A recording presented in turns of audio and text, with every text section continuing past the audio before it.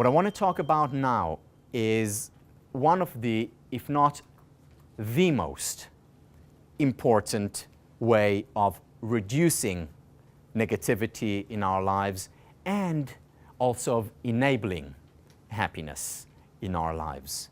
And this is the idea of the permission to be human. I first thought about the idea of the permission to be human that first year when I taught positive psychology.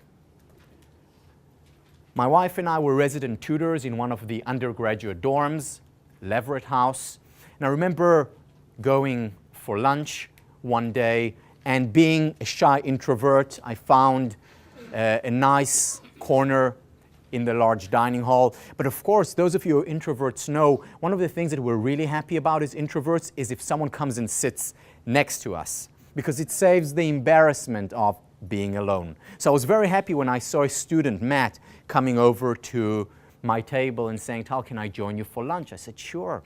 So he brings his tray and sits down, and then he said, "Tal, I hear you're teaching a class on happiness." And I said, "Yeah, that's right, positive psychology." And he said, "You know, my roommates are taking your class." There were 2 of the 6, so I had to be nice to him. So we were chatting, and then suddenly he says to me, "But you know, Tal, now that you're teaching this class, you've got to be careful." And I said, "What?" And he said, "Tal, you've got to watch out." And I said, "Why?"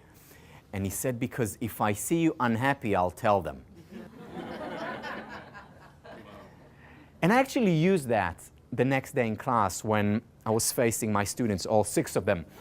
And I said to them, "You know, the last thing in the world that I want you to think or believe is that I experience a constant high, or that you, by the end of the semester or year, will experience a constant high. There are 2 kinds of people who do not experience painful emotions, such as disappointment, sadness, anxiety, envy, hatred, anger. There are 2 kinds of people who don't experience these painful emotions.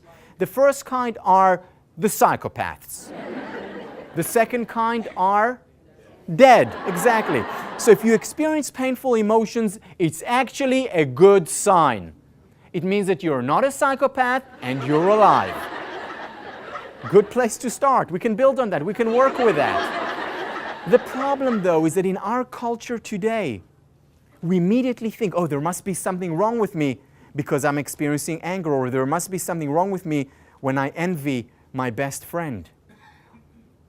Or "What is wrong with me? I'm anxious." When in fact there is something wrong with us when we do not at times experience these emotions. As children, we gave ourselves the permission to be human. But then we get to a certain age in our teens and the facade comes down or goes up. "You know, I can't let them see how I'm feeling, that I'm anxious. What will they think about me?" And we hide, and we hide. And we pay a price for it. Because when I don't allow these emotions to flow through me, I also inadvertently do not allow the pleasurable emotions to flow through me. You see, our emotions flow through the same emotional pipeline. And if I restrict the movement of one set of emotions, if I create blocks in this pipeline, I'm inadvertently also blocking the flow of the pleasurable emotions, and I do not fulfill my potential for well-being, for happiness. As I said, as children, we weren't this way. We gave ourselves the permission to be human, unconditional acceptance.